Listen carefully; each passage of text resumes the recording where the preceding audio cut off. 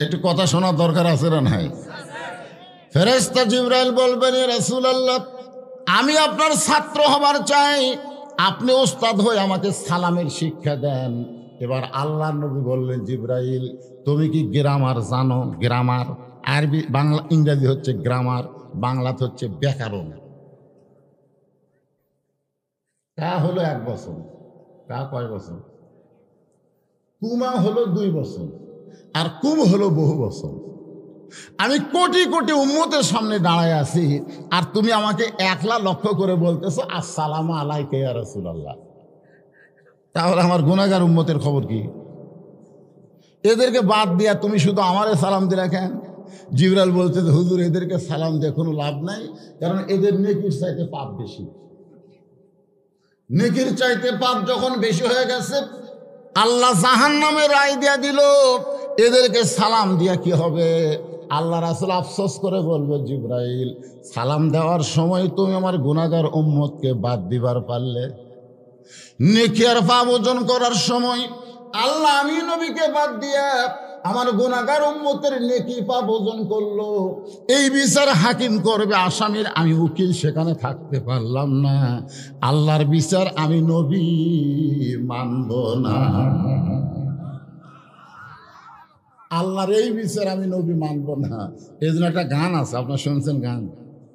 আছেন আমার মুক্তার, আছেন আমার বারিস্টার, শেষ বিচারের হাইকোর্টেতে।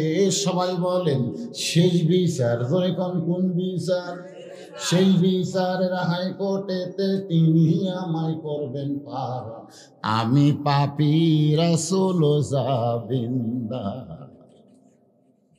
আল্লাহ ডাকদা বলবেন, জিবরাইল আমার দোস্ত নবীকে বলে দাও, আমি আল্লাহ আমার দোস্ত নবী উম্মতের ব্যাপারে আফিল গ্রহণ করলাম। নবী তখন বলবে, আমি সামনে সামনে যাই, তোরা আমার পাশে পাশে আয়। আমাদেরকে নবী বলবে, আমি সামনে সামনে যাই, তোরা আমার পিছনে পিছনে আয়। নবী সামনে যাবে আর বারবার পিছন দিকে তাকাবে। পিছন দিকে তাকানোর কারণ হলো আমরা কেউ বাদ পড়লাম কিনা। সুবহানাল্লাহ কোন না কে? আমরা কেউ বাদ পড়ছি কিনা এটা দেখার জন্যে নবী বারবার পিছন দিকে তাকাবে। আমরা বলবো, ইয়া রাসূলুল্লাহ জাহান্নামের দরজা থেকে আমরা ফেরত আসতেছি, আমরা কেউ ছাড়া পড়বো না। আপনার পিছনে পিছনেও আমরা রওনা দিলাম। মিজানের কাছে এসে নেকি আর পাপ ওজন করা হবে। নেকির চাইতে পাপ বেশি হয়ে গেছে। আল্লাহ বলে, হাবিব গো তাকায় দেখেন, নেকির চাইতে পাপ বেশি, আমি এখন কি করব? আমার তো করার কিছু নাই। রাসূল বলে, আপনি হাকিম, আপনি কি করবেন? এখন যা করতে হবে উকিল করবে। আল্লাহ কয়, আপনি কি ওকালতি করবেন? আল্লাহ রাসূল তখন বলবে, আল্লাহ নামাজ, রোজা, হজ, যাকাত, জিকির এর যা সওয়াব আপনার দানকান্দের ফেরেশতা লিখছে, কিন্তু আমার প্রতি যে আমার উম্মতেরা দরুদ শরীফ পড়ছে, এই দরুদগুলো তো উম্মতের আমল নামায় নাই। এই দরুদগুলো আমি নবীর রওজার পাশে পৌঁছায় দিছি। আপনি বলেন আল্লাহ জিকির করা কি? আল্লাহ কয় ইবাদত। দরুদ পড়া কি? আল্লাহ কয় মহব্বত।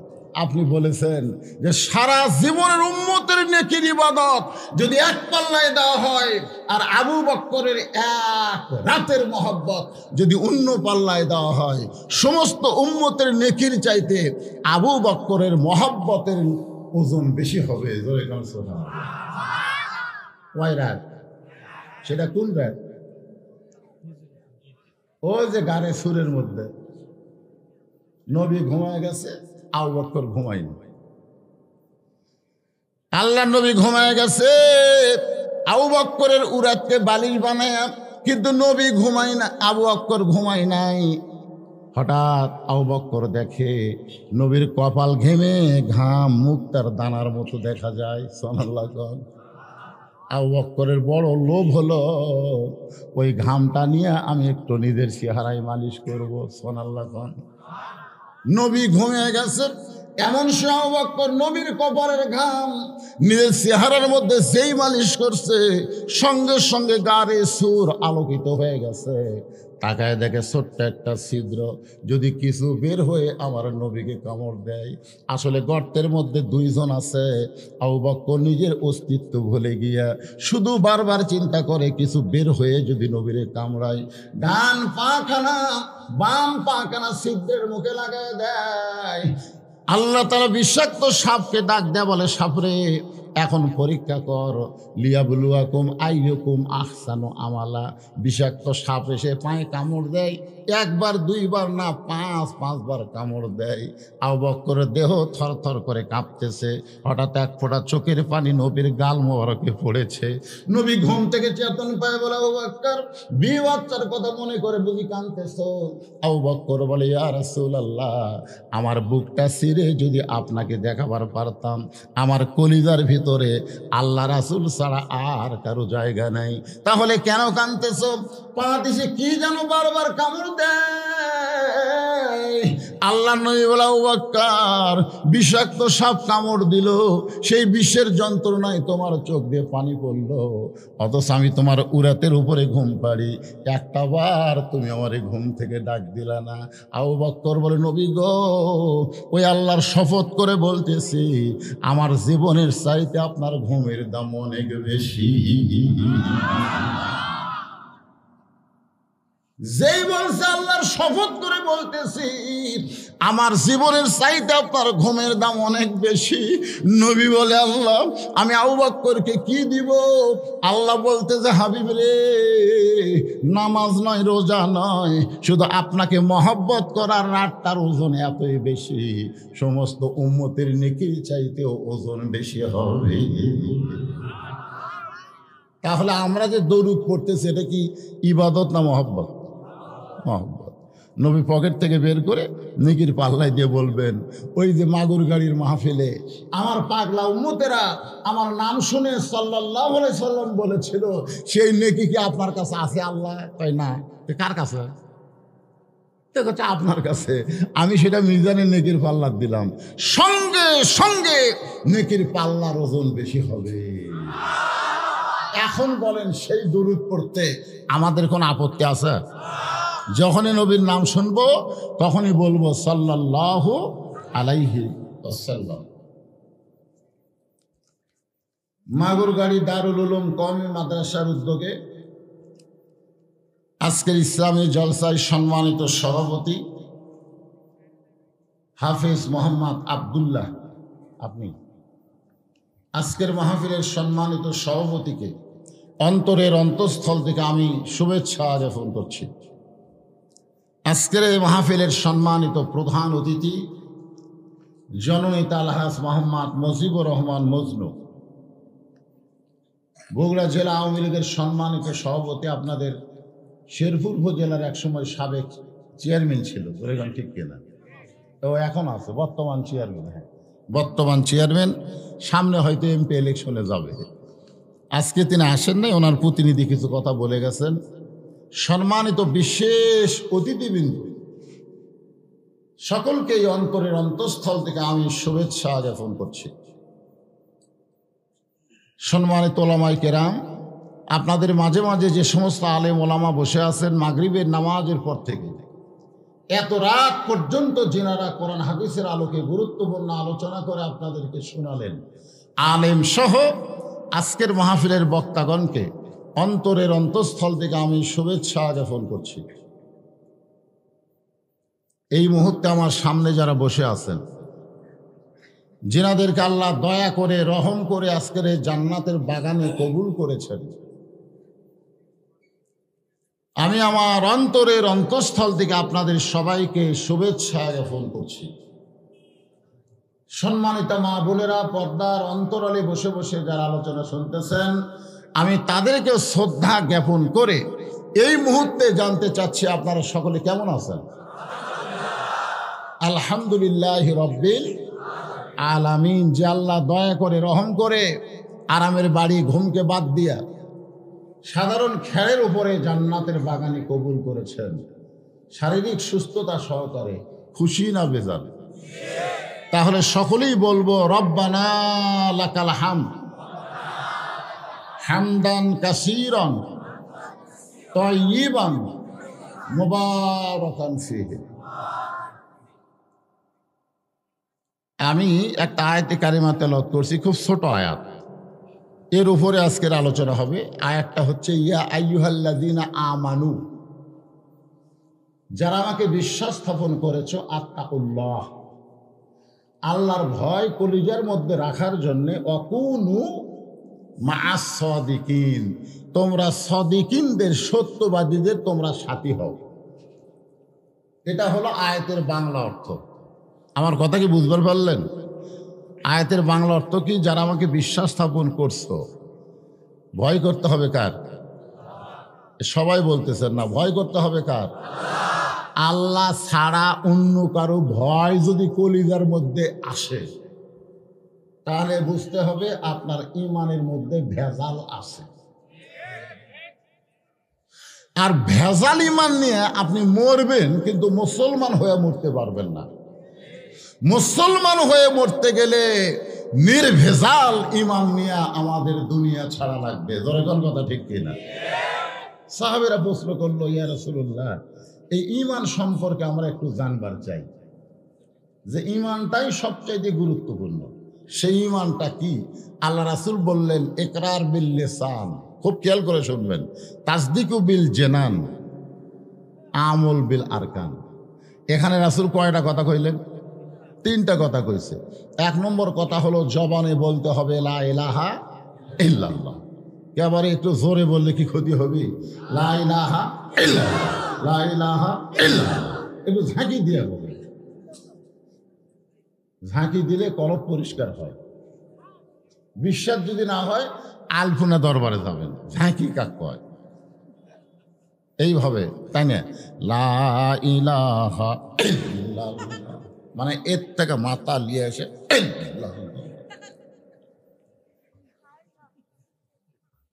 একটু ঝাঁকি দিয়ে বলা লাগবে। বাবা, এটা হচ্ছে মুখের কথা।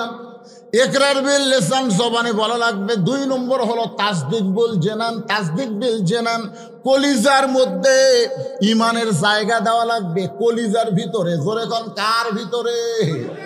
কলিজার মধ্যে যদি ঈমানের জায়গা হয়, আপনারা বলেন তো ওই মানুষের চরিত্র কেমন হবে? খালি ভালো। কলিজার মধ্যে যারা ঈমানের জায়গা দিবে, তাদের চরিত্র হলো দরকার হলে দুনিয়া ছাড়বো, দরকার হলে মরে যাব, কিন্তু ঈমান ছাড়বো না। যে ঈমানটা আল্লাহ বর্তমানে ফিলিস্তিনের মুসলমানকে দিছে। একই মায়ের দুটা সন্তান যুদ্ধ করতে গেছে। কয় সন্তান? কি লিয়া? অস্ত্র নাই। মা দুইজনকে দুইটা পাথর দিয়ে বলছে যে ইহুদিরা আল্লাহর ঘর বাইতুল মুকাদ্দাসকে নাপাক করতেছে, তোরা যায় দুইটা পাথর মার যা। মা তার দুই বাচ্চাকে পাঠায় দিছে, 8 বছর 8.5 বছরের বাচ্চাকে দুটা পাথর দিছে। আচ্ছা আপনি বলেন তো, ওই রাইফেলের কাছে পাথর খুলে, এখন দুই বাচ্চা পাথর নিয়ে আল্লাহু আকবার করে যখন স্লোগান দিয়ে মারছে, পাথর ওদের গায়ে লাগে নাই, কিন্তু ওরা এমন ভাবে রাগ করে গুলি করলো, কারণ মুসলমানকে ইহুদিরা সহ্য করতে পারে না। গুলি করার সাথে সাথে এক ভাই মারা গেল, আর এক ভাইয়ের হাত উড়ে গেল। এক ভাই মারা গেছে, আর এক ভাইয়ের দেহ থেকে একটা হাত চলে গেছে। এবারে মাগুর গাড়িকে আমি প্রথম 38 বছর ওয়াজে কোনোদিন পেজর চা খেলাম না রে। এই খেয়াল করে শুনতেছেন, তাসদিক বিল জানান, একটু মনোযোগ দিয়ে শোনেন। এক ভাই দুনিয়া থেকে চলে গেছে গুলি খেয়ে, আর এক ভাইয়ের দেহ থেকে একটা হাত উড়ে গেল। ফিলিস্তিনের মুসলমান দুইটা সন্তানকে নিয়ে গেছে মায়ের কাছে। হাসপাতালে মা দেখতে গেছে, দেখতেছে একটা দুনিয়া থেকে চলে গেছে, আর একটা দেহের মধ্যে হাত নাই। সঙ্গে সঙ্গে মা মুচকে হাসি দিয়ে বলতেছে আলহামদুলিল্লাহ। মা বলতেছে আলহামদুলিল্লাহ। সাংবাদিক জিজ্ঞাসা করে, মরে গেলে বলতে হয় ইন্না লিল্লাহ, অথচ আপনার একটা ছেলে মারা গেল, আর একটা ছেলে আহত হয়ে গেল, আপনি আল্লাহর শুকুর আদায় করেন কেমনে? মা মুস্কি মুস্কি হাসার বলে, তোমরা বলতেছো আমার সন্তান মরে গেছে, কিন্তু আল্লাহর কোরআন বলতেছে মরে নাই। এখন তোমাদের কথা বিশ্বাস করব না আল্লাহর কোরআনের কথা বিশ্বাস করব? আল্লাহর কোরআন বলতেছে, ওয়ালা তাকুলু লিমান ইউকতালু ফি সাবিলিল্লাহি আমওয়াতুন বাল আহইয়াউ ওয়ালাকিন লা তাশউরুন। আপনারা বলেন তো, আমাদের কথা ঠিক না আল্লাহর কথা ঠিক? আমরা বলতেছে ফিলিস্তিনে এ পর্যন্ত 17,000 মারা গেল। প্রত্যেকটা মানুষ একই কথা বলতেছে, এ পর্যন্ত ফিলিস্তিনে 17,000 মারা গেল। আল্লাহ বলতেছে একটাও মরে নাই। আল্লাহ বলতেছে আমার জন্য যারা জীবন দিবে তাদেরকে তোমরা মৃত্যু বলো না, আমি আল্লাহ বলতেছি তারা চিরজীবন লাভ করেছে। জোরে বলেন সুবহানাল্লাহ। তাহলে এখন বলেন, যারা আল্লাহর জন্য বাইতুল মুকাদ্দাসকে হেফাজত করার জন্য জীবন দেয় তারা মরছে? তাসদিক বিল জানান, কলিজার মধ্যে যখন ইমানের জায়গা হবে, ওই মানুষটা দরকার হলে ফাঁসির মঞ্চে যাবে, কিন্তু রাষ্ট্রপতির কাছে বাঁচার দরখাস্ত লিখবি। উকিল বলতেছে আপনার ফাঁসি তো কার্যকর হবে, যদি বাঁচবার চান রাষ্ট্রপতির কাছে একটা দরখাস্ত লেখেন। লোকটা মুস্কি মুস্কি হাসতেছে। উকিল বলে, হাসেন কেন? বলে, হাসার কারণ হলো আমি আমার জীবনে 3টা রাষ্ট্রপতি ক্ষমতার থাকা অবস্থায় মরা দেখছি। তুমি যে বলতেছো রাষ্ট্রপতির কাছে দরখাস্ত লেখেন, এরকম 3টা রাষ্ট্রপতি খালি মরাই দেখছি রে। একটা হলো বঙ্গবন্ধু শেখ মুজিবুর রহমান, একটা হলো জিয়াউর রহমান, একটা জিল্লুর রহমান। যারা ক্ষমতা থাকতেই মরে যায় তাদের কাছে কোনো ইমানদার জীবন ভিক্ষা চাবে না। জীবন ভিক্ষা দেওয়ার মালিক হচ্ছে আমার আল্লাহ। এর নাম হলো তাসদিক বিল জানান। কলিজার মধ্যে যখন ঈমান ঢুকবে, ওই মানুষটা কোনোদিন বাতিলের সঙ্গে আপোষ করবে না, বরং সত্যের পরে লড়াই করে জীবন দিবে। ধরে কোন কথা ঠিক না? এরপরে আল্লাহ রাসূল বললেন, আমল বিল আরকান, আমলের মাধ্যমে প্রকাশ করা লাগবে। রে যুবকেরা, এই যুবকগুলা যারা তোমরা ওয়াজ শুনতেছ, আমি তোমাদেরকে বলতেছি, তোমরা বলো তো, ঈমান গ্রহণ করার পরে ঈমানকে রক্ষা করার জন্য যত আমল আছে তার মধ্যে 1 নম্বর আমলের নাম কি?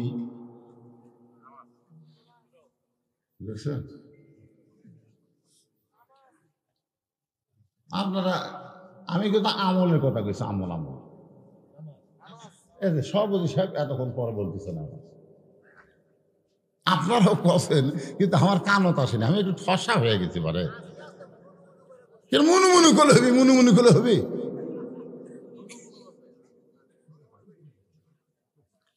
শোনেন, এই নামাজ সম্পর্কে রাসূল ডাইরেক্ট কিছু হাদিস বলছেন। কতগুলো হাদিস আছে অ্যাঙ্গেলে, কতগুলো হচ্ছে ডাইরেক্ট। আল্লাহ রাসূল ডাইরেক্ট বলেছেন, যুবকেরা শোনো, যারা মাগরিব এশার নামাজ না পড়ে ওয়াজ শুনতেছে, একটু ভালো করে শোনো। মাগরিবও পড়েনি, এশাও পড়েনি, এরা ফজরও পড়বি না। এরকম কিছু আছে না নাই? জোরে কান আছে না নাই? আমি তাদেরকে বলতেছি, বাবান শোনো, ঈমান ও আমল বিল আরকান, আমলের মাধ্যমে প্রকাশ করা লাগবে। 1 নম্বর আমল হচ্ছে লা সালাতা লা ঈমানা, যার নামাজ নাই তার ঈমান নাই।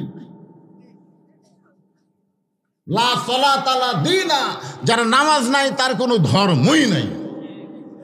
বাইনাল আবদি ওয়াল কুফরি তরকুস সালাত, বান্দা আর কাফেরের মধ্যে পৃথক করার জিনিস তার নামই হলো নামাজ। তাহলে এখন আপনারা বলেন, এই ঈমানকে রক্ষা করার জন্য আমাদের নামাজের দরকার আছে না নাই? আপনারা বলেন তো, নামাজ পড়লে কি হবে? এই নামাজ পড়লে কি হবে? এই যে পেছন থেকে একজন বলতেছে, বর্তমান প্রধানমন্ত্রী 564টা মসজিদ বানাচ্ছে। গোটা পৃথিবীর কোন প্রধানমন্ত্রী, পৃথিবীর কোন রাষ্ট্রনায়ক এতগুলা মসজিদ বানায় নাই যে মসজিদ বর্তমান প্রধানমন্ত্রী বানাইছে। কিছুই হয় না। সুবহানাল্লাহটা পাওয়া যায় না, এই সুবহানাল্লাহ পাওয়া যায় না। কি আমাদের প্রধানমন্ত্রী কি 500টা সিনেমা হল বানাছে? কি বানাছে? সে কি মসজিদ রে? মসজিদের কাছে গেলে আমি ড্রাইভার করে একটু ব্রেক কর, একটু দেখি রে।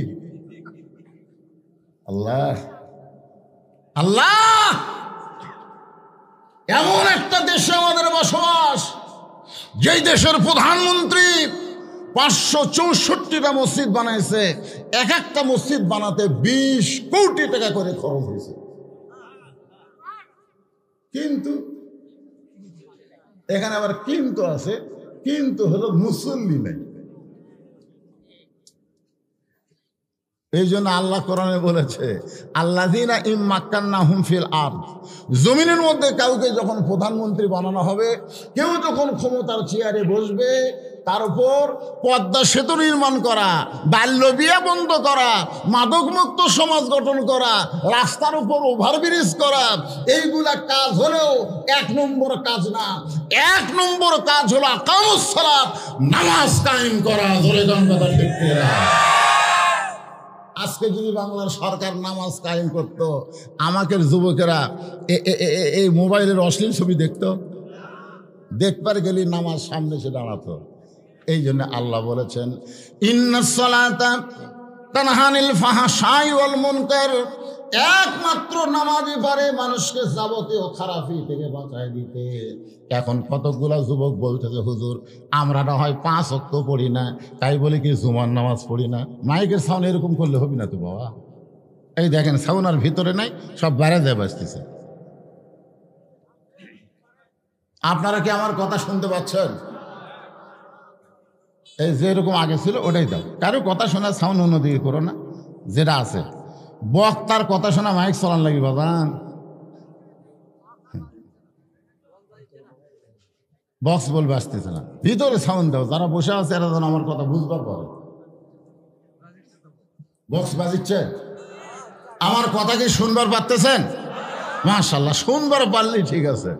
কতগুলো যুবক বলতেছে, হুজুর আমরা না হয় 5 ওয়াক্ত পড়ি না, তাই বলে কি জুম্মা পড়ি না। এই শোনেন, যারা 5 ওয়াক্ত পড়েন না, শুধু জুম্মার নামাজ পড়েন, হাসরের ময়দানে রহমানুর রহিম আল্লাহর মতো দয়া কারো আছে? আল্লাহ রহমানুর রহিম বলবেন, যারা 5 ওয়াক্ত নামাজ পড়ো নাই, শুধু জুমার নামাজ পড়েছো, আমি আল্লাহ তাদেরকে জান্নাত দিয়া দিলাম। দেখছেন কি জোরে সুবহানাল্লাহ বলছেন। যারা 5 ওয়াক্ত পড়ে নাই, খালি জুম্মা পড়ছো, আমি আল্লাহ দয়া করে তাদেরকে জান্নাত দিয়ে দিলাম। যেই মাত্র জান্নাত, জুম্মা পার্টি 5 ওয়াক্ত পড়েনি, জান্নাতের খবর পাইছে, মারছে দৌড়। এক দৌড়ে জান্নাতের কাছে গিয়া দেখে জান্নাতের দরজার বিশাল একটা তালা। বিশাল একটা কি তালা। তো এখন বলবে, আল্লাহ আপনি আমাকে জান্নাত দিলেন, কিন্তু জান্নাতের দরজার যে তালা দেওয়া, আমরা কি করব? আল্লাহ বলতেছে, খুঁজে দেখ চাবি আছে। তখন জুম্মা পার্টি পকেট হেঁটা দেখবে একটা চাবি আছে। চাবি তালার মধ্যে ঢুকবে ঠিকই, কিন্তু ঘুরবি না। তো বলে, আল্লাহ চাবি তো পাইলাম, ঢুকলেও ঠুকি, কিন্তু ঘুরলো না। আল্লাহ কয়, ঘুরবার গেলে তোর চাবির মধ্যে 5টা দাগ থাকা লাগবে, কারণ তালার মধ্যে 5টা দাগ আছে। দাগে দাগে যদি মিল হয়, তাহলে কুট্টুস করে খুলে দেবে। তোর চাবি বাইর করে দেখতো দাগ আছে। কয়, না আল্লাহ, আমার চাবি তো তেল তেলা।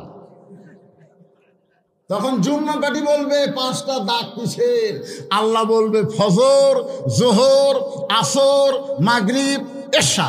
এই 5টা দাগ যদি না থাকে, তোর চাবিও খুলবি না, জুম্মা পার্টি জান্নাত দেখবার পারবে, কিন্তু ঢুকবার পারবি না। তাহলে কি হলো? এই জান্নাতে যদি ঢোকাই না যায়, জান্নাত দেখে কোনো লাভ আছে?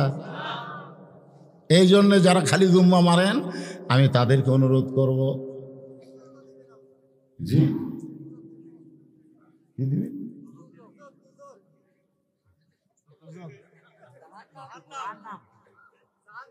জাহান্নামের কথা পরে, মুসলমানকে জাহান্নাম দেবে। আল্লাহ রাসূল এমনও কথা বলেছে, মান কালা লা ইলাহা ইল্লাল্লাহু ফাদাখালাল জান্নাত।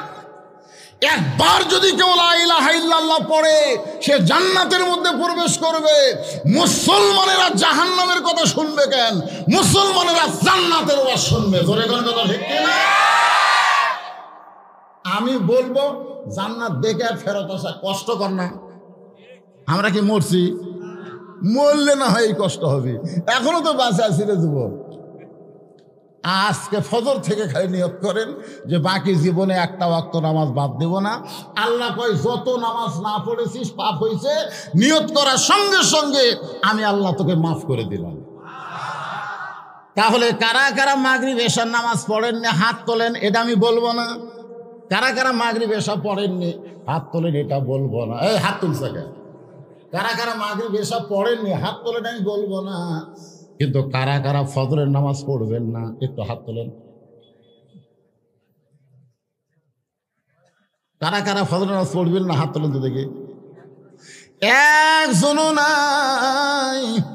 আমলের মধ্যে 1 নম্বর আমল হলো নামাজ। এই নামাজটা হলো পুরুষের 1 নম্বর আমল। কিন্তু আমার মা বোনেরা যারা পর্দায় বসে আছে এদের 1 নম্বর আমল কিন্তু নামাজ না। নেক আমলের নাম হলো পর্দা।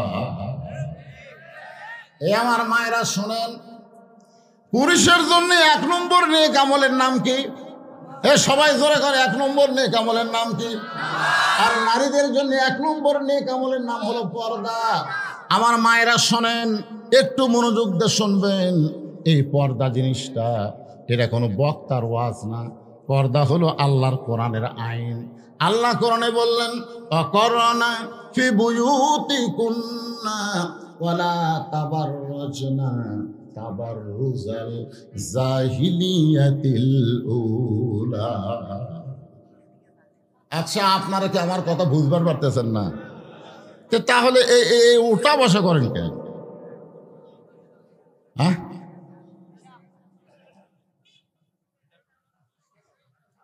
কোরআনের মাহফিলে বেহেশতের টুকরার ভিতরে বসে উঠে যাওয়া, সে নিজে উঠতেছে না শয়তানক ঘাড় ধরে তুলতেছে? শয়তান বলতেছে তুই তো নামাজ পড়িস না, তুই নামাজের ওয়াজ শুনবি কে রে? ওঠ। আশ্চর্য কথা।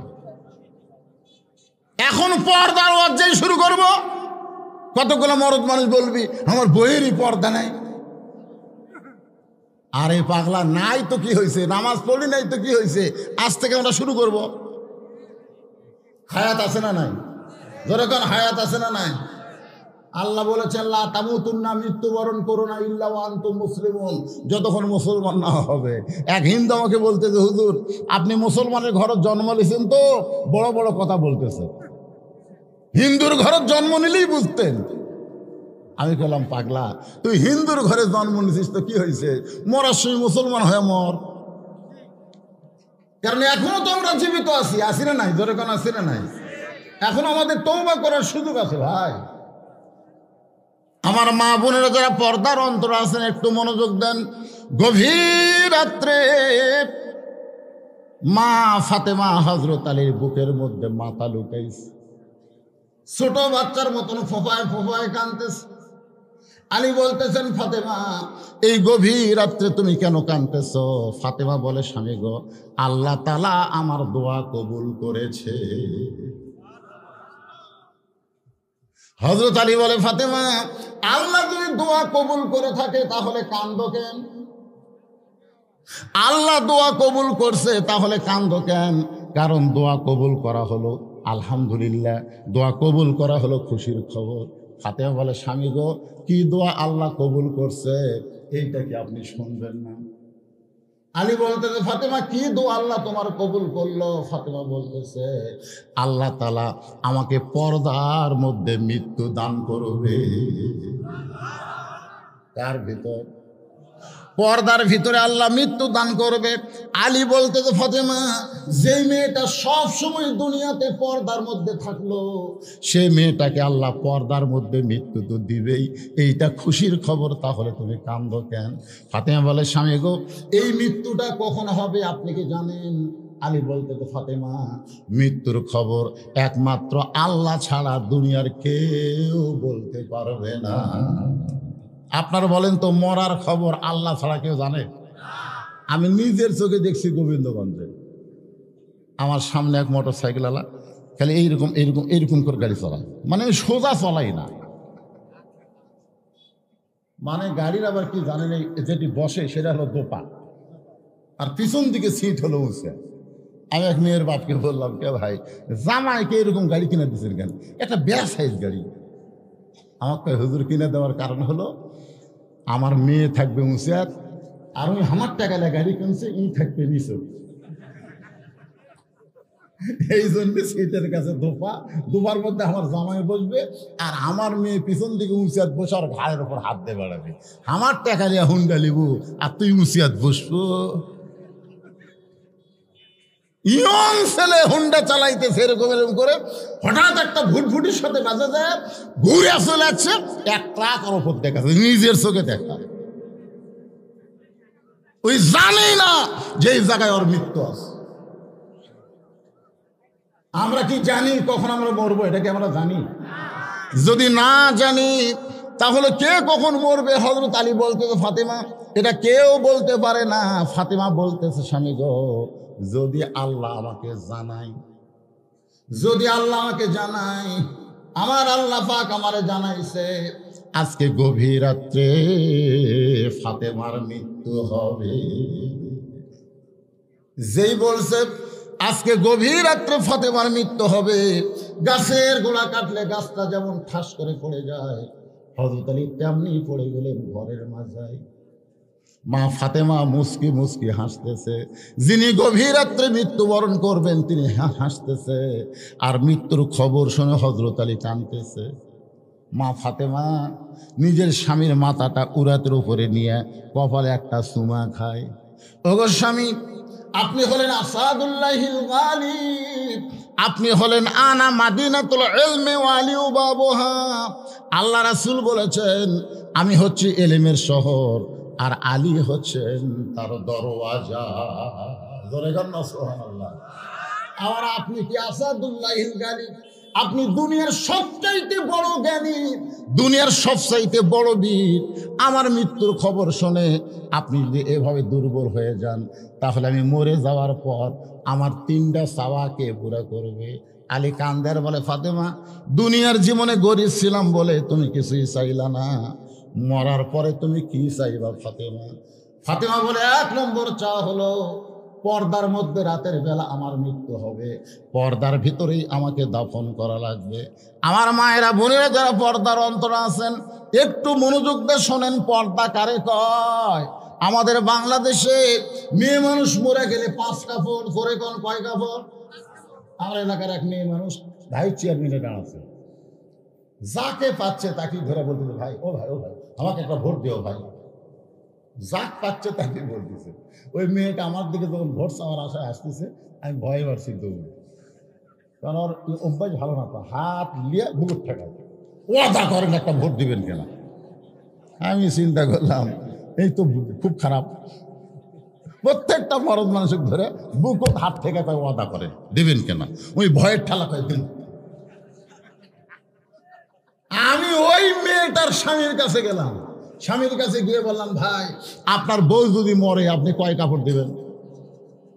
আর স্বামী তো আমার চোখ আল করে বলতেছে, হুজুর আপনি আলে মানুষ, আপনি জানেন না মেয়ে মানুষ মরলে কয় কাপড় দেয়, আপনি জানেন না? আমি বললাম, জানি ভাই রে, কিন্তু আপনার বউ মরলে কয়টা দেবেন? কয় সবাই যা দেয় আমিও তাই দেব। আমি ওর স্বামীকে বললাম, আপনি বলেন তো, মেয়েরা মরলে 5 কাপড়, পুরুষ মরলে 3 কাপড়, এটা কারণ কি? স্বামী বলতেছে আগে থেকে হয়ে আসতেছে, মানে আগে থেকে হয়ে আসতেছে, এরকম বাজে কথা বললে তো হবে না। এটা বুঝতে হবে, মরার পরে যদি মেয়েদের 5 কাপড় দেয়, তাহলে দুনিয়াতে মেয়েদের 5 কাপড়ের কম কাপড় পরা যাবে না। কথা ঠিক কিনা? খালি 5 কাপড় দেয়, যেই খাটনিতে মেয়ে মানুষের লাশ রাখে, সে খাটনি পর্যন্ত ওর চাদর দিয়ে ঢেকে থয়। সবাই বলে মেয়ে মানুষের লাশ দেখা জায়েজ নাই, মেয়ে মানুষের জেতা দেখা জায়েজ আছে, কিন্তু লাশ দেখা জায়েজ নাই। আমার মায়েরা শোনেন পর্দার ওয়াজ। এরপর আমি চলে আসবো আপনাদের সামনে, অকুনু মা'আস সাদিকিন, সত্যবাদীদের সাথে হওয়া লাগবে, সত্যবাদীদের দল করা লাগবে। এ কথা আল্লাহর কোরআনে আছে না নাই? তবে মা বোনদের পর্দার কথা বাদ দিলে আমাদের সমাজ ধ্বংস হয়ে যাবে। আজকে অধিকাংশই মেয়েরা দেখবেন সিজার করে, গরিকন কি করে। আমি এক মেয়েকে বললাম, কেমন আপনি যে সিজার করলেন, মেয়ে ডাক্তার না মরদ ডাক্তার? তো কই হুজুর ওইগুলো কে দেখে, পেট কাটা সন্তান বার করছি, এটাই হলো আসল কথা। আপনারা খেয়াল করে দেখবেন বাংলাদেশের যারা বড় বড় ডাক্তার তাদের বউ কোনোদিন সিজার করেনি। বিশ্বাস না হয় শেরপুরে যদি বড় ডাক্তার থাকে খোঁজ দেবেন, বাংলাদেশের ডাক্তারের বউয়ের সিজার লাগে না। কারণ ডাক্তার জানে সিজার করলে মায়েরও ক্ষতি, সন্তানেরও ক্ষতি। আজকে যেগুলো সন্তান সিজার করা, এরা মোবাইল ছাড়া ভাত খায় না। দেখবেন সিজার করা বাচ্চারা মোবাইল চালু না করে দিলে ভাত খাবে। এই যে সিজার করে না ডাক্তারের বউ, মৌলবীর বাড়িতে কোনোদিন মিলাদ হবে না। আপনি খেয়াল করে দেখবেন যারা মৌলানা তাদের বাড়িতে কোনোদিন মিলাদ হয় না। আর একটা জিনিস খেয়াল করবেন, পীরের বউ কোনোদিন মুরিদ হয় না। এই তিনটা জিনিস আপনারা খেয়াল করবেন, ডাক্তারের বউয়ের সিজার লাগে না, মৌলবীর বাড়িতে মিলাদ হয় না, আর পীরের বউ মুরিদ হয় না। কারণ পীরের বউ জানে আমার পীর হলে এক নম্বর লুচ্চা, মাঝে মধ্যে মুরিদের বইয়ের দিকে চোখ মারে, এই শালার হাতে মুরিদ কে হবে কম। অথচ আল্লাহর নবীর হাতে সর্বপ্রথম যিনি ঈমান গ্রহণ করেছেন তিনি হলেন রাসূলের বউ। জোরে কোন সুবহানাল্লাহ। বুঝতেছেন? এই জন্য কোনো পীর টির ধরা চলবে না, ধরতে হবে আল্লাহ রাসূলকে। লাকাদ কানা লাকুম ফি রাসূলিল্লাহি উসওয়াতুন হাসানাহ। ভাইজান একটু মনোযোগ দিয়ে শুনবেন। মা ফাতেমা বলে, স্বামী গো, আল্লাহ তাআলা আমাকে জানায় দিছে আজকে গভীর রাতে আমার মৃত্যু হবে। আমি মরে গেলে আমার তিনটা চাওয়া আপনাকে পুরা করা লাগবে। জোরে কোন কয় চাওয়া? এক নম্বর চাওয়া হলো পর্দার মধ্যে মৃত্যুবরণ করব, পর্দার মধ্যে আমাকে দাফন করা লাগবে। আমার দুই নম্বর চাওয়া হলো আমার জন্য কোনো জানাজার ব্যবস্থা করবেন না। আমি মরে যাওয়ার পর মাইকিং করবেন, জনগণকে বলবেন আমার বউ মারা গেছে, জানাজা হবে জোহরের নামাজের পরে, এরকম কোনো মিছিল করবেন না। আলী বলে, ফাতেমা তুমি নবীর কলিজার টুকরা, তোমার মৃত্যুর খবর শুনলে লক্ষ মানুষ তোমার জানাজায় দোয়া করবে, তুমি কি চাও না তোমার দোয়া করুক? ফাতেমা বলে, কি হবে? কোটি মানুষ যদি বলে ফাতেমা ভালো, আর আপনি যদি বলেন ফাতেমা ভালো না, ওই লক্ষ মানুষের জানাজা দিয়া ফাতেমার কোনো লাভ হবে না। আর দুনিয়ার সব মানুষ যদি বলে ফাতেমা খারাপ, আর শুধু আপনি বলেন আমার ফাতেমা ভালো, এক স্বামীর সার্টিফিকেটে ফাতেমার জন্য 8টা জান্নাতের দরজা আল্লাহ খুলে দিল। আমার 3 নম্বর চাওয়া হলো আমার লাশটা কিন্তু খাটনিতে তুলবেন না। আমার লাশটা খাটনিতে তুলবেন না। কেন তুলবেন না? কারণ ফাতেমার দেহের ওজন এটা দুনিয়ার কোনো পরপুরুষ যেন বুঝবার না পারে। আপনারা বলেন তো, একজন মানুষ যখন খাটনিতে চড়ে তখন 4 জন মানুষ সেই খাটনি কান্দে নেওয়া লাগে। ধরে কান কয়জন? আমি হিসাব করে দেখলাম এই মুহূর্তে 4 জন কান্দে নেওয়ার লোক দুনিয়াতে নাই। যদি আমার বাবা থাকতো দুনিয়ায়, মরামের লাশের খাটনি বাবা কান্দে নিবার পারত। যদি আমার হাসান হোসেন বড় হইতো, মায়ের লাশের খাটনি কান্দে নিবার পারত। কিন্তু 6 মাস আগে আমার বাবা দুনিয়া থেকে বিদায় হয়ে গেছে, আর এত ছোট হাসান হোসাইন মায়ের লাশের খাটনি কান্দে নিবার পারবে না। আপনি শুধু একাই আমারে কান্দে করে নিয়ে জান্নাতুল বাকির পূর্ব কোণায় আমাকে দাফন করবেন। ও গো স্বামী, আমার জন্য যদি আপনার কবর খুঁড়তে কষ্ট হয়, তাহলে আপনার আপন বন্ধু কেউ যদি থাকে দুনিয়ায়, তার একটু বলে দিবেন সে যেন ফাতেমার কবর খনন করে দেয়। গভীর রাত্রে হযরত আলী আবু যার গিফারির জানলার কাছে ছোট বাচ্চার মতন ফুফায় ফুফায় কাঁদতেছে। আবু যার গিফারি চমকে গেল। এই গভীর রাত্রে এমন করে আমার জানলায় কে কান্দে। দরজা খুলে তাকায় দেখে আসাদুল্লাহিল গালিব হযরত আলী কাঁদতেছে। আবু যর গিফারি বলে, আলী রে, জীবনে বহু যুদ্ধ তোমার সঙ্গে করেছি, কোন যুদ্ধে তোমাকে পরাজিত হতে আমি দেখি নাই। আজকে গভীর রাত্রে তোমার এমন কি হলো? আমার জানলার পাশে তুমি কেন কাঁদতেছো? আবু যর গিফারি বলে, আলী বলতেছে, আবু যর, একজন পর্দানিশী রাতের বেলায় মৃত্যুবরণ করবে, এ রাতের বেলায় তাকে দাফন করা লাগবে, যা যা একটা কবর কর। আবু যর, চিন্তা করিস না, যে জায়গায় কবর করবি ওই জায়গায় একটা বাতি জ্বলতেছে, যেই বাতির কোনো তার নাই, যেই বাতির কোনো সুইচ নাই, বিনা তারে বিনা সুইচে আমার আল্লাহ তাআলা অটোমেটিক ভাবে জ্বালায়া দিছে। সুবহানাল্লাহ। আপনারা মনে করতেছেন যে কবরে কোনো দরজা নাই, জানলা নাই, কবরে কোনো বালিশ নাই, খেতা নাই, অন্ধকার কবরে কেমনে থাকবো? আপনি যদি কবরের পাথেও জোগাড় করেও যে একটা গান নাই, কিন্তু যেদিন ডাক পড়িবে কবর মাঝে যাইতে, জোগাড় কিছু করছো বন্ধু, জোগাড় কিছু করছো বন্ধু, তার মাঝে বিছাইতে। সবাই বলেন ডানে কবর বামে কবর। কে ভাই এ কথা কি মিথ্যা কথা? আপনাকে গোরস্থান জাননি, গোরস্থান জাননি? ডানে কবর বামে কবর, নিচে কবর আছে যে, উপর দিকে চাইয়া দেখো, উপর দিকে চাইয়া দেখো, বাঁশের ছাউনি দিছে কে, এমন আজব দিবে রে ভাই যুবকেরা রে, এমন আজব দিবে রে ভাই, কবরের ওই মাটিতে গলা ফেটে রক্ত ঝরবে চিৎকারের ওই চোটেতে। আবু যর গিফারি কোদাল নিয়ে গভীর রাত্রে জান্নাতুল বাকি, ওই সবুজ রঙের বাতি রে, যেই বাতির কোনো তার নাই, কোনো সুইচ নাই, বিনা তারে বিনা সুইচে আল্লাহ তাআলা অটোমেটিক জ্বলায়া দিছে। নিচের দিকে তাকায় দেখে আলোটা গোলাকার হয়নি, বাতির আলো কিন্তু গোলাকার হয়। আবু যর গিফারি তাকায় দেখে 4 কোণা হয়ে আলো পড়েছে, ওই আলোর মধ্যে কোদাল দিয়ে কবর খোঁড়া শুরু করলো। কোদাল মারতে মারতে এক সময় আবেগ বিবেক, আবেগ বিবেক, আবেগ আছে না নাই? বিবেক কি? বিবেক আমাদের বাংলাদেশের অধিকাংশ নেতারাই আবেগে কথা কয়। গত বছর এক নেতা আমার সামনে মঞ্চে বলল, 23 সাল হলো দুর্ভিক্ষের বছর। আমি নেতা বললাম, ভাই 23 সাল দুর্ভিক্ষের বছর আপনি কেমনে বুঝলেন? দেশের অবস্থা থেকে বোঝা যায়। আমি কইলাম, ভাই রে, এটা পৃথিবীর অন্য দেশে বলা যাবে, শ্রীলঙ্কা বলা যাবে, অন্য দেশ বলা যাবে, কিন্তু বাংলাদেশকে দুর্ভিক্ষ বলা যাবে না।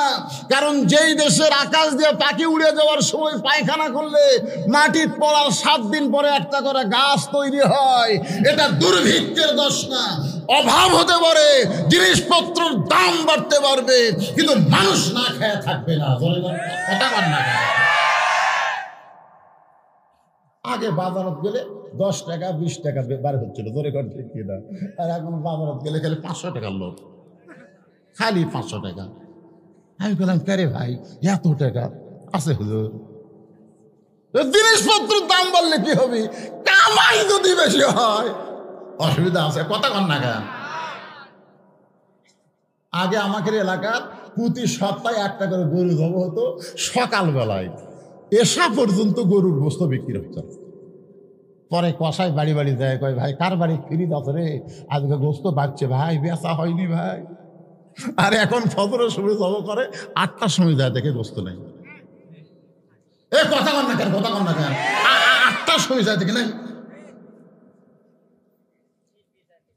দুর্ভিক্ষ আল্লাহ বলেছেন, অমামিন দাব্বাতিন ফিল আরদি ইল্লা আলাল্লাহি রিজকুহা, পৃথিবীতে এমন কোন বিচরণশীল প্রাণী নাই যার রিজকের ব্যবস্থা আল্লাহ করেনি। ধরে কোন কথা ঠিক কি না? রিজিক দেওয়ার মালিক কে? আরো জোরে জোরসে বলুন। তাই আবেগে কোনো কথা বলা যাবে না, কথা বলতে হবে বিবেকে। আপনারা আবেগে না বিবেকে? হ্যাঁ, বিবেক নিয়ে কথা বলতে হবে। কিন্তু আবু যর গেফারি আবেগে, আবেগে বলতেছে, কবর তুই কি জানিস এই গভীর রাত্রে আমি কার কবর খুঁড়তে এসেছি? কবর বলতেছে, তুই কি জানিস রে কবর, আজকে তোর মধ্যে এমন একজন নারীকে রাখা হবে যার স্বামী হলো আসাদুল্লাহিল গালিব, যার স্বামী হলো আল্লাহ নবীর সময় শিক্ষামন্ত্রী। জোরে কোন সুবহানাল্লাহ। নবী যখন মদিনার প্রেসিডেন্ট ছিল ওই সময় শিক্ষামন্ত্রীর নাম কি? কথা কয় না। হজরত আলী রে, হজরত আলী হলো শিক্ষামন্ত্রী। আলীর মতন শিক্ষামন্ত্রী যদি এখন বাংলাদেশে থাকতো, প্রত্যেকটা প্রাইমারি বন্ধ হয়ে নুরানি মাদ্রাসা চালু হয়ে যেত। জোরে কোন কথা ঠিক কিনা? কারণ মুসলমান নারীর জন্য বাংলা ইংরেজি শিক্ষা করা আগে ফরজ না আগে কোরআন শিক্ষা করা? হ্যাঁ, আগে কোরআন শরীফ শিখ, তারপরে বাংলা ইংরেজি শিখ। এখানে এখনো বোধহয় ক্লাস 3 পর্যন্ত নুরানি হয়নি, হয়েছে? এখনো হয়নি। আমার ওখানে ক্লাস 3 পর্যন্ত নুরানি আছে। আমি আমার এলাকায় চ্যালেঞ্জ করছি, যে মিডিয়ার মাধ্যমে আজও করতেছি। আমার কাহালু উপজেলার মধ্যে প্রাইমারির 5-এর কোনো ছাত্র ছাত্রী যদি আমার নুরানি মাদ্রাসার ক্লাস 3-র ছাত্র ছাত্রীর মতন বাংলা ইংরেজি অঙ্ক করতে পারে, তাহলে 10,000 টাকা পুরস্কার। আজ পর্যন্ত আমার এই পুরস্কার কেউ গ্রহণ করেনি, কারণ সবাই জানে প্রাইমারিরা নুরানি মাদ্রাসার সাথে তার বি পারবে। তাহলে আপনার গ্রামে প্রাইমারিও আছে, নুরানি মাদ্রাসাও আছে। আপনি বাবা হিসাবে আপনার সন্তান, এই মুরব্বী উঠলো করে, না না না, এখানে ওঠার কথা আছে। আচ্ছা, আপনি একজন বাবা, বাবা হিসেবে আপনার গ্রামে প্রাইমারিও আছে, নুরানি মাদ্রাসাও আছে। এখন আপনি আপনার সন্তানকে কোন জায়গায় ভর্তি করে দিবেন? আপনার বিবেক আছে না নাই? এই জোরে কান, বিবেক আছে না নাই? মিন শারিল ওয়াসওয়াসিল খান্নাস, শয়তান বলবে প্রাইমারি উপবৃত্তি আছে, নুরানি মাদ্রাসাতে উপবৃত্তি আছে। সামান্য উপবৃত্তির জন্য আপনার মাসুম বাচ্চাকে আপনি নষ্ট করবেন, এইটা কোনো বাবার বিবেক না। বরং প্রত্যেকটা সন্তানকে ছোট অবস্থায় এই নুরানি মাদ্রাসায় ভর্তি করে দেওয়া লাগবে। জোরে করার কথা ঠিক কিনা? এ কথা কন না কেন? কারা কারা সন্তান ভর্তি করে দিবেন? 2 হাত তোলা, আল্লাহ দেখান তো দেখি। কে কে তোলেনি দেখি? লিল্লাহি তাকবীর। 2-1 জন তোলেনি, যেরকম আমি তুলছি। আমার যদি আপনি কোন হুজুর, আপনি কোন ছেলে ভর্তি করে দেবেন? আপনি যে আমাকে হাত তুলে দিলেন, আসলে আমার কোনো ছেলেই নেই।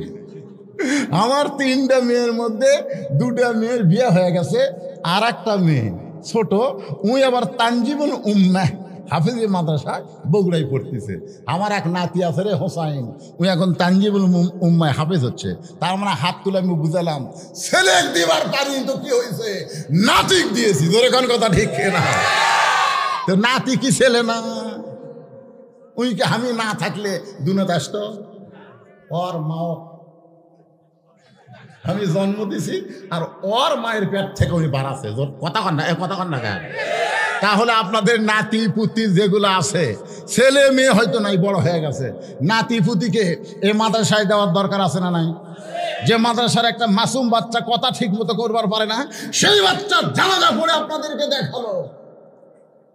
বিবেক, বিবেক সবচাইতে বড় আদালত। এর চাইতে বড় আদালত আর দুনিয়াতে নাই। জজ কোর্ট, সুপ্রিম কোর্ট, হাইকোর্ট আজকে বিচার অনেক সময় অন্যায় ভাবে করতেছে। জোরে কর কথা ঠিক কিনা? কিন্তু আপনার বিবেকের উপর একবার তাকায় দেখেন।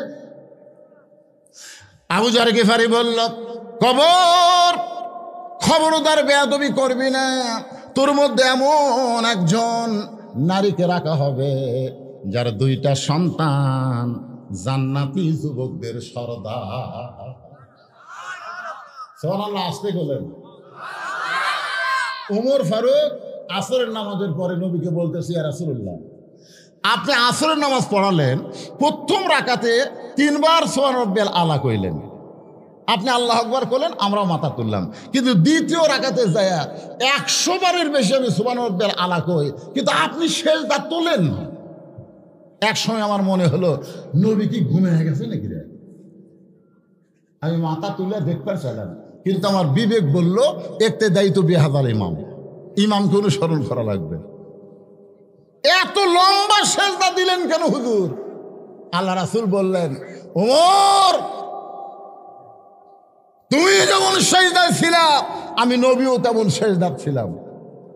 তোমরা কেউ জানো না, আমি দ্বিতীয় সেজদা দেওয়ার পরে 2টা পবিত্র আমার পিঠের উপর এসে বসেছে, 2টা পবিত্র।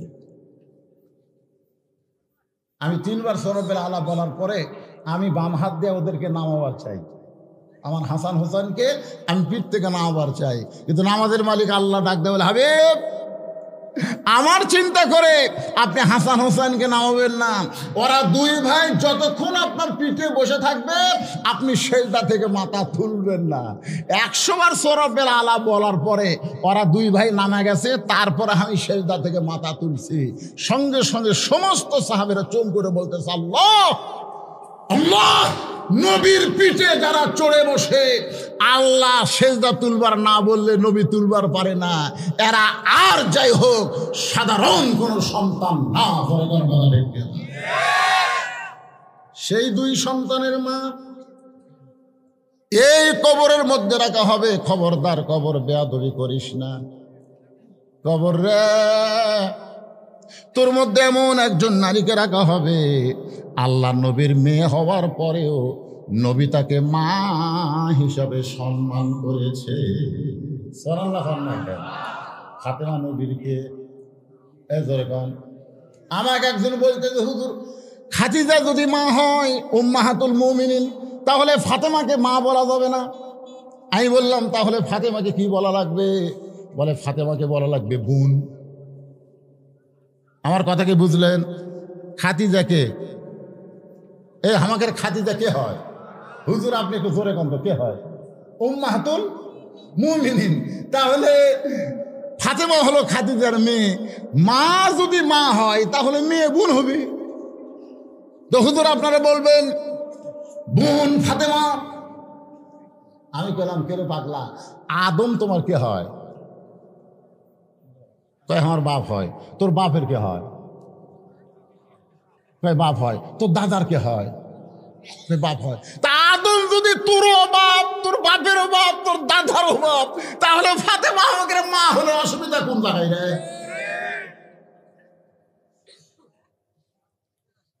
নবীর মেয়ে ফাতেমা, নবী তাকে সম্মান দিয়ে মা বলে দিয়ে সম্মান করেছে, সেই মেয়েকে আজকে কবরের মধ্যে রাখা হবে।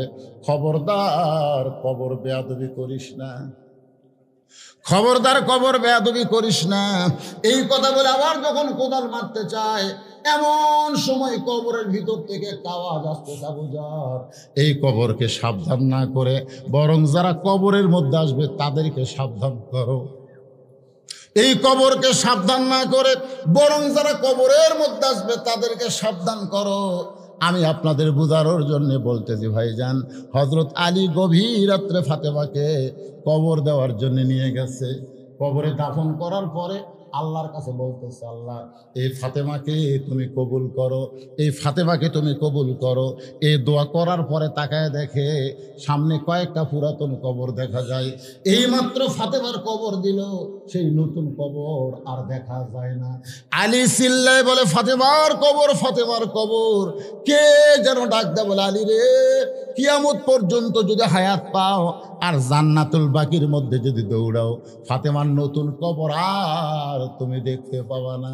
ফাতেমা পর্দানিশি, আমি আল্লাহ জোহরা ডিগ্রি দিয়া ফাতেমার কবরটাকে কিয়ামত পর্যন্ত পর্দা করে দিয়েছি। তাহলে আমার মায়েদের জন্য সেই ফাতেমার পর্দা গ্রহণ করার দরকার আছে না নাই? পুরুষ মানুষের জন্য 1 নম্বর নেক আমলের নাম কি? আরো জোরে গান। আর মেয়েদের জন্য 1 নম্বর হলো পর্দা।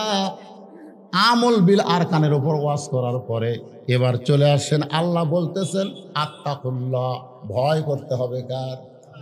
আকুনু মা'আস সাদিকিন। এটাই হলো ওয়াজের মূল বিষয়, আকুনু মা'আস সাদিকিন। এর বাংলা অর্থ কি? একেবারে মুখত হাত না থাকবে, বুঝতে পারতেছেন না? আকুনু মা'আস সাদিকিন এর বাংলা হলো সত্যবাদীদের সাথী হও। আপনারা বলেন তো বর্তমানে বাংলাদেশে সত্যবাদী কারা? শাকিব খান না মামুনুল হক? এ কথা কয় না কেন? শাকিব খান না মামুনুল হক? মামুনুল হক বউলিয়া ধরা পড়ছে, সাংবাদিক জিজ্ঞেস করে তোর কাবিন আছে? আর শাকিব খানের 2 বছর 2.5 বছর পর পর একটা করে বউ বাড়ায়, বার হয়ে বলে এই সন্তান শাকিব খানের। আমাদের বগুড়ার একটা বার আছে, তার নাম হলো অপু সরকার। আর সোল যখন হেঁটে বেড়ায় তখন এটা হলো শাকিব খানের। এরপরে বাড়ালো বুবলি, 2 বছর পরে কয় এটা হলো শাকিব খানের। আজ পর্যন্ত শাকিব খানকে পুলিশ ধরছে, কতক্ষণ পুলিশ ধরছে, কিন্তু মামুনুল হক আকুনু মা'আস সাদিকিন। একটু মনোযোগ দিয়ে শোনা লাগবে। আপনারা প্রাইমারির সাথে না নুরানি মাদ্রাসার সাথে? নুরানি মাদ্রাসার সাথে কারা কারা 2 হাত তুলে আমার আল্লাহকে দেখান। লিল্লাহি তাকবীর। তো সরকার যদি মিথ্যাবাদী প্রাইমারিকে বিল্ডিং বানিয়ে দেবার পারে, আমরা সত্যবাদী নুরানি মাদ্রাসায় একটা বিল্ডিং বানিয়ে দেবার পারি কি পারি না? এতগুলো মানুষ এই মাদ্রাসার একটা ঘর করা লাগবে। এই ঘর করার জন্য 10 বস্তা সিমেন্ট। সত্যবাদীদের সাথে আল্লাহর কোরআন হক, এই কোরআনের সাথে থাকার জন্য 10টা বস্তা সিমেন্ট দেব। এমন কোন আল্লাহর পাগল আছে যে হুজুর এই মাদ্রাসার জন্য কোরআন শিক্ষার উন্নয়ন কল্পে আমি 10 বস্তা সিমেন্ট দেব? এই সময় কেউ যদি ওঠে, এই সময় কেউ যদি অজাতা উঠে যায়, কোরআন আমার সামনে, ওই মরবি ঠিকই, কিন্তু প্যারালাইসিস হয়ে মরা লাগবে। জোরে কোন কথা ঠিক না? মরবে, ওর মৃত্যু হবে, কিন্তু মরার সময় স্বাভাবিক মরতে পারবে না। হাত পাও যাবে, বেটার বউ এসে মুখ